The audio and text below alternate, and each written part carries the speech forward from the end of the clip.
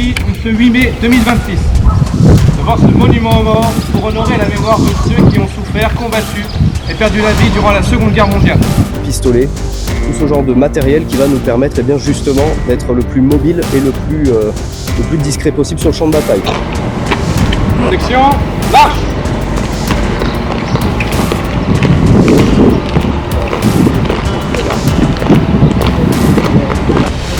Une inspection de troupes durant laquelle notre gradé, ici un lieutenant, vient de retrouver donc, des différentes armes. Section, portez l'arme, épaule droite. Bon alors Pierre, petit problème avec le fusil? Petit, je dirais même gros, parce que j'arrive ni à ouvrir complètement la culasse, ni à la refermer.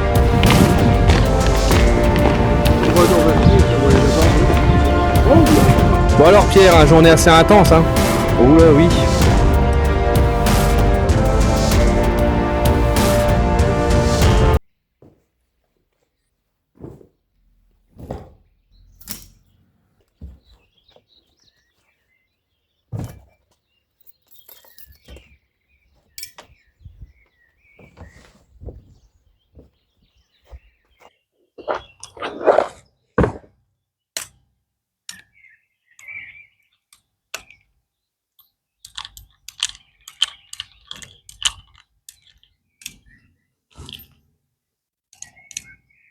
Oh, mais vous êtes là? Bonjour à tous.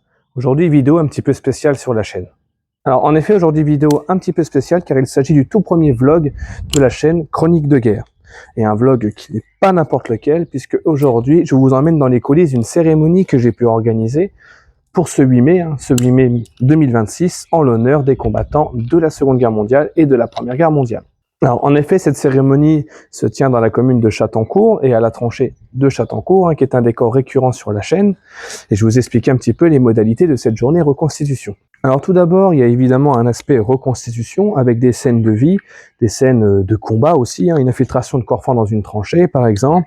On a également une scène d'attaque au gaz, une scène sur un bivouac avec des soldats allemands et des soldats français qui présenteront leur uniforme, donc uniforme de la Première Guerre mondiale. Mais là, vous pouvez vous poser une question, mais pourquoi faire une commémoration pour le 8 mai 2026 avec des uniformes de la Première Guerre mondiale alors qu'on sait tous que le 8 mai, c'est la victoire des Alliés face à l'Allemagne nazie, mais en 1945, pas en 1918. Eh bien, en réalité, pour une raison qui est assez simple, c'est pour faire comprendre aux personnes, ou plutôt recomprendre, que la Première Guerre mondiale et la Deuxième Guerre mondiale sont liées, bien évidemment. Ce n'est pas évidemment pour détourner le sens des commémorations du 8 mai, bien évidemment. Vous comme moi, on sait très très bien qu'on commémore la victoire de 1945. C'est donc pour ces raisons que le but premier de la commémoration, c'est de mettre en place un défilé militaire selon les doctrines et selon les modalités de l'époque de 1914-1918. Un défilé qui sera exercé par des soldats en uniforme français. Donc moi, je mènerai la marche puisque je suis en lieutenant d'infanterie de la Première Guerre mondiale. Et à l'issue du défilé, nous nous rendrons au monument aux morts de la commune de Châtencourt, afin que je puisse prononcer un discours profondément humaniste. Et ce discours profondément humaniste veut rendre hommage aux victimes civiles et militaires des deux conflits mondiaux, donc à deux générations brisées d'humains anéantis par l'horreur de la guerre. Le discours doit se tenir à 12h15, 12h30, et ensuite, toute l'après-midi, nous serons à la tranchée de Châtencourt, dans le but de vous présenter l'uniformologie, le matériel allemand et français, et revenir évidemment sur des scénettes de vie au combat, et de vie en arrière-front. Donc vraiment pour parler de la vie des combattants durant la Première Guerre mondiale. Cette journée reconstitution est aussi un bon argument pour sortir mon revolver 1973 Chameau Delvin de 1881, donc réutilisé durant la Première Guerre mondiale, mais qui était obsolète, mais qui est néanmoins une arme largement utilisée durant la Grande Guerre. Alors oui, les munitions que je manipule ont évidemment été neutralisées par un armurier, il n'y a plus de poudre à l'intérieur, la mort s'est percutée et on voit un petit trou dans l'étui. Donc ces munitions-là sont totalement inertes. Donc au total, nous serons 7 reconstituteurs en uniforme français et allemand, d'une manière la plus humble possible, pour vous présenter les récits de la Première Guerre mondiale. Nous, trêve de bavardage, maintenant nous allons nous rendre à la tranchée de Châtencourt, rejoindre nos amis reconstituteurs. Donc pour vous, ça ne prendra que quelques secondes, mais pour moi, ça me prendra 15 minutes. Et on se retrouve maintenant sur place.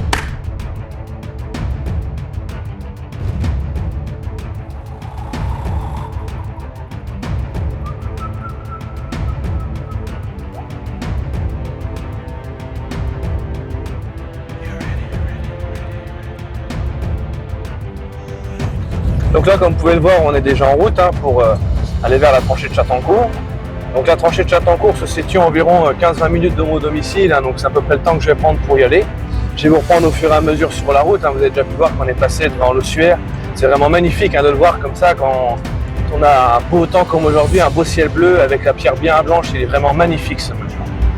Avant toute chose, nous on va aller à Bras-sur-Meuse, dans une petite boulangerie, afin d'aller chercher à manger pour midi, car à midi on mange tous au bivouac à la tranchée de Chattancourt pour un petit moment de convivialité.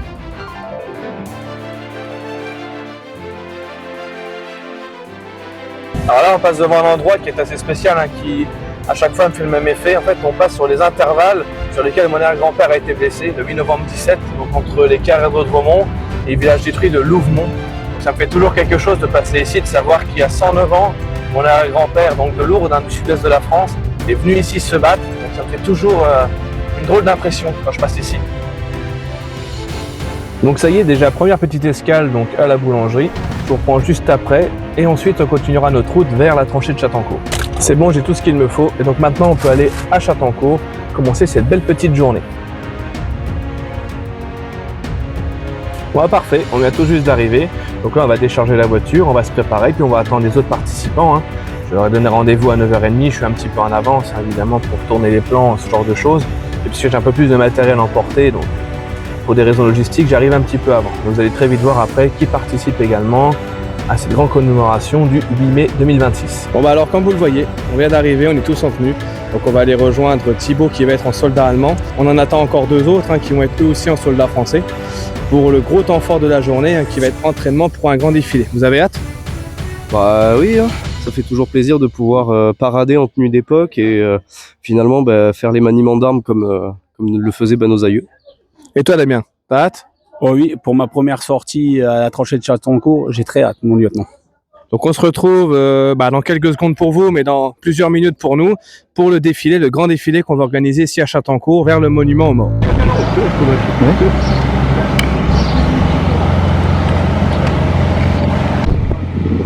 Arme à l'épaule, droite, droite.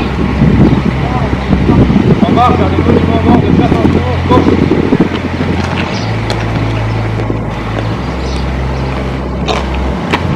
Section, marche.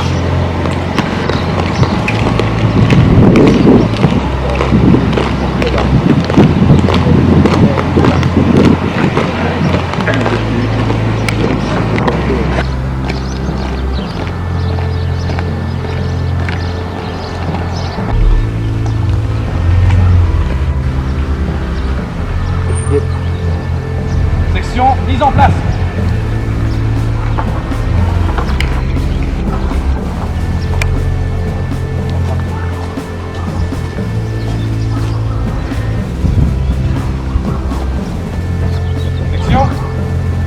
Présentez armes.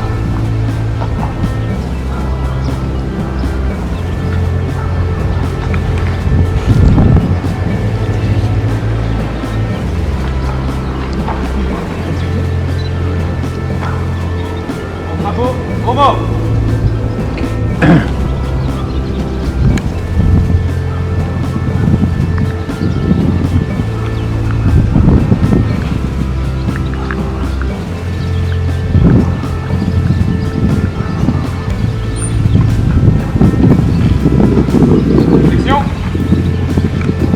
Arme à l'épaule droite, droite.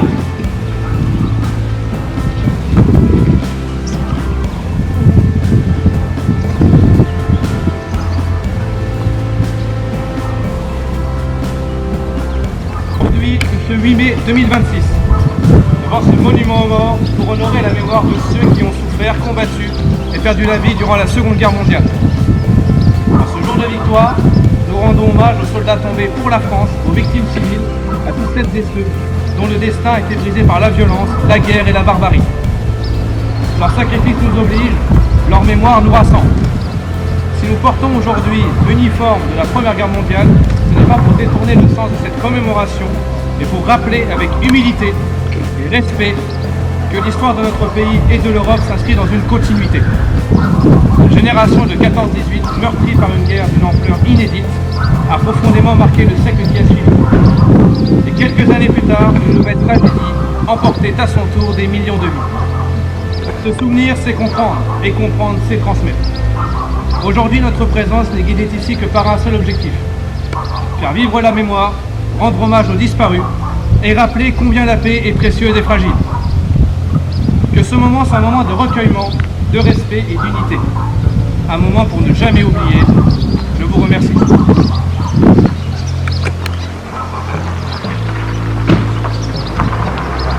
Section.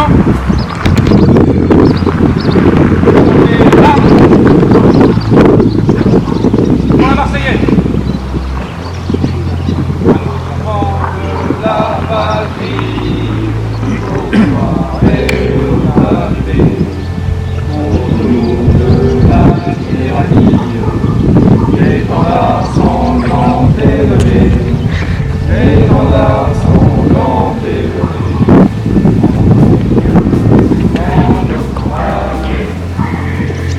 Ces féroces soldats qui viennent jusque au roi et mon fils.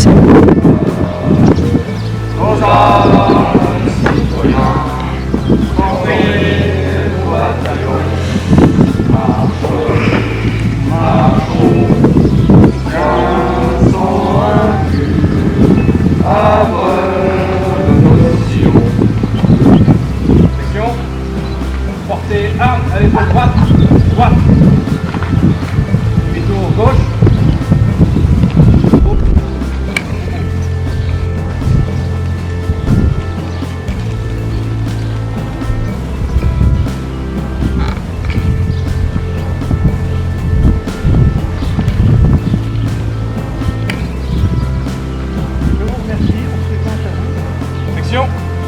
Portez arme, épaule droite. Demi-tour droite. Retour vers Châtencourt.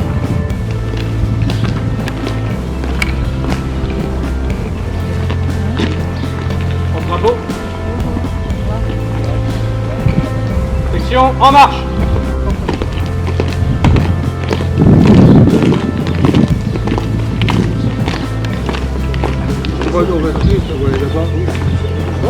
Alors bonjour, je m'appelle Pierre, je suis guide à la tranchée de Châtencourt depuis le mois d'avril 2026.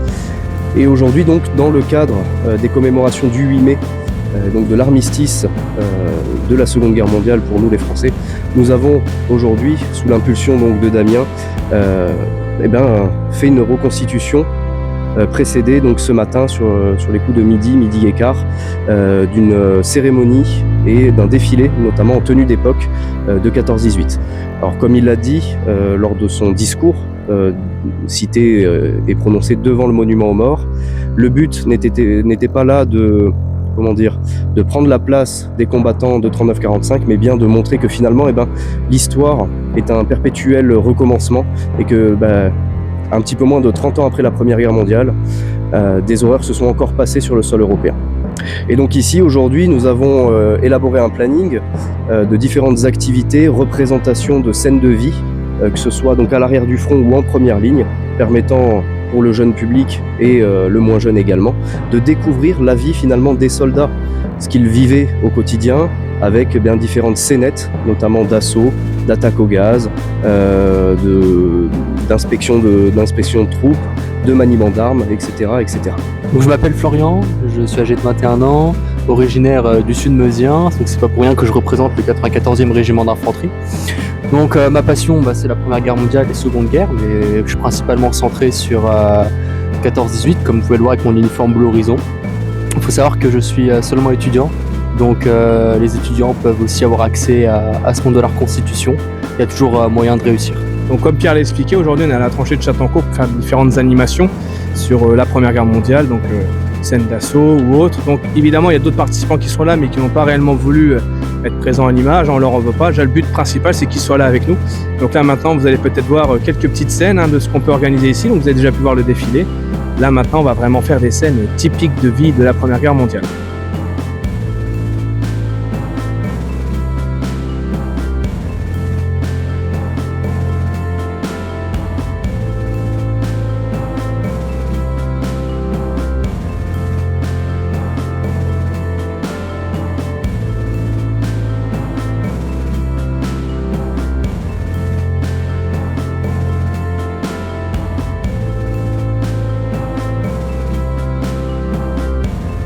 qu'une inspection de troupes durant laquelle notre gradé, ici un lieutenant, vient de retrouver donc des différentes armes, notamment des armes de corps à corps. Vous avez pu le voir, poignards de tranchée ou encore ce qu'on appelle les gourdins. Donc parfois fabriqués de manière artisanale, hein, vous avez vu un manche en bois avec des clous dedans qui sont ni plus ni moins que des armes de corps à corps.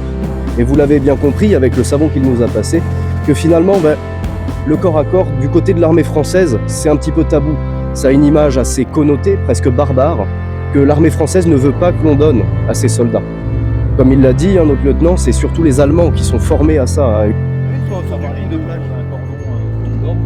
Des pistolets, tout ce genre de matériel qui va nous permettre justement d'être le plus mobile et le plus discret possible sur le champ de bataille. Pour revenir sur les pistolets, parce qu'on parle de discrétion, vous en doutez bien, un coup de feu n'est pas discret.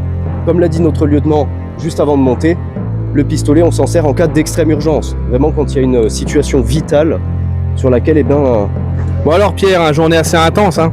Oula oui, entre la chaleur, hein, parce qu'il faut pas se leurrer, même s'il fait qu'une vingtaine de degrés, avec l'équipement qu'on a, même si le corps arrive à réguler, il fait quand même assez chaud.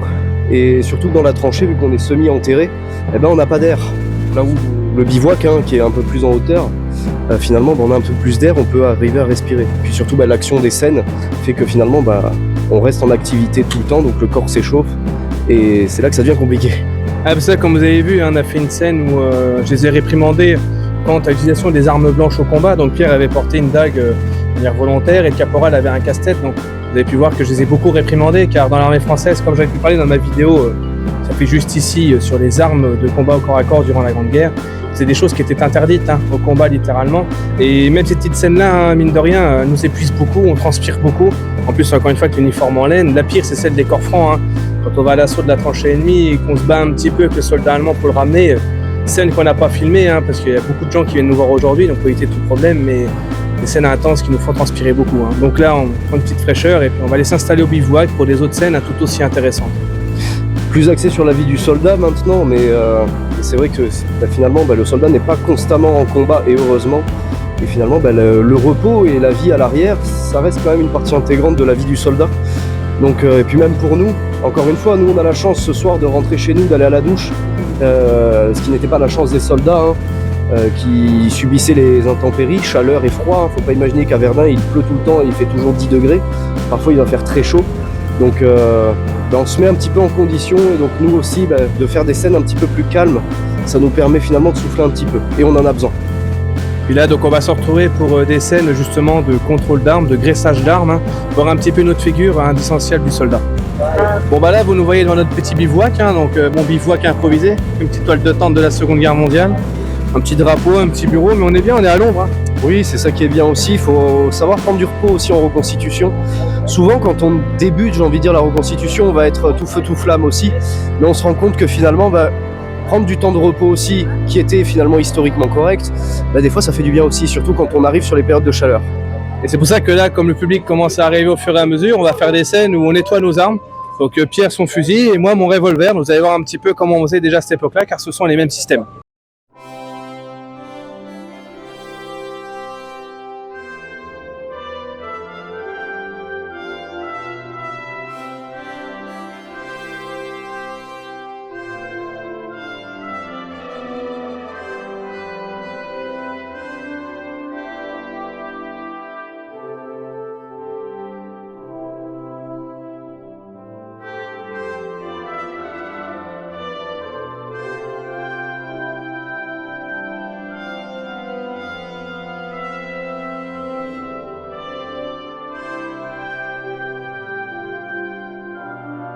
Bon alors Pierre, petit problème avec le fusil?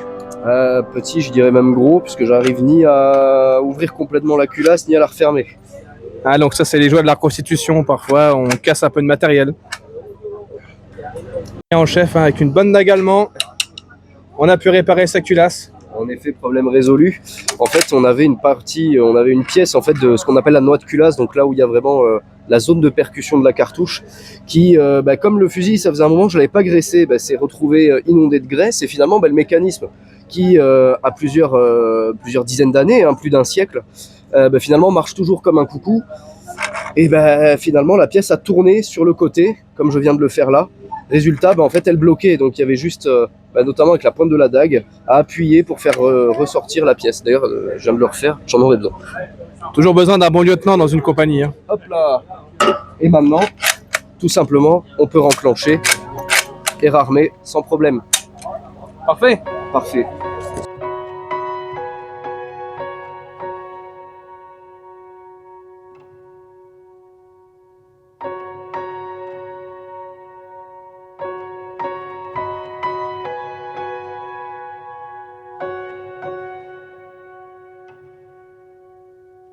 Mais franchement, Ouais, toi, c'était ta première du coup sortie officielle. Là, t'as fait les deux, cérémonie reconstruite. mais là, de toute façon, l'italien, on s'était dit, on voulait faire vraiment un truc fou. Ouais, complet, ouais. Ouais. On peut dire que ça t'a plu quand même, non? Bah oui. Et bah, c'est la première sortie que je fais, donc oui, en tant que porte-drapeau. Et grande sortie avec vous, donc voilà. Oui, parce que vous le verrez sans doute hein, quand on fait le défilé qui a été filmé, qui passe maintenant, même qui a passé avant, hein, Damien, donc ici présent, c'est également notre porte-drapeau, donc un vrai porte-drapeau et un porte-drapeau pour notre cérémonie, donc c'était sympa. Et toi Pierre, t'as trouvé ça comment? Bah franchement très bien, parce que c'est vrai que des reconstitueurs, on n'en a pas beaucoup en cérémonie, hein. Des fois c'est même la croix et la bannière pour en avoir ne serait-ce qu'un ou deux sur des cérémonies plus officielles, bien que celle-ci était quand même présidée d'autorités telles que le maire de la commune, hein. Mais sur des cérémonies officielles déjà c'est compliqué d'avoir des reconstitueurs, donc c'est pour ça que j'ai envie de dire je me démène un petit peu pour être au maximum d'endroits, mais on peut pas être partout à la fois. Donc ça fait plaisir d'avoir finalement un défilé complètement bleu horizon.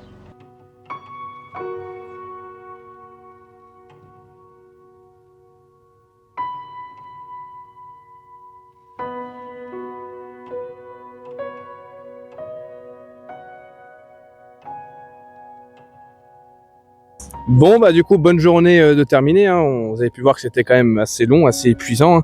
Tes retours, toi, Pierre? Bah franchement satisfait du retour déjà des visiteurs, de la quantité de visiteurs que l'on va avoir, enfin que l'on a eu du moins sur cette journée et des retours que l'on a eu hein, plus globalement. Puis ne serait-ce même que de l'ambiance générale qui était vraiment très bien. Ah, c'est vrai que le temps fort, ça reste quand même le défilé qu'on a pu faire. Hein, donc c'était déjà aussi un défi de se coordonner. Vous avez peut-être pu le voir à l'image, elle n'a pas voulu réellement apparaître, mais on a vu également une Polonaise avec nous qui vient de Pologne exprès pour faire ce défilé militaire en tenue française. Donc ça a déjà été compliqué de se coordonner, mais je trouve qu'on s'est très bien sorti. Hein. Très bonne participation avec vous. Et pour ma première sortie, je suis très satisfait.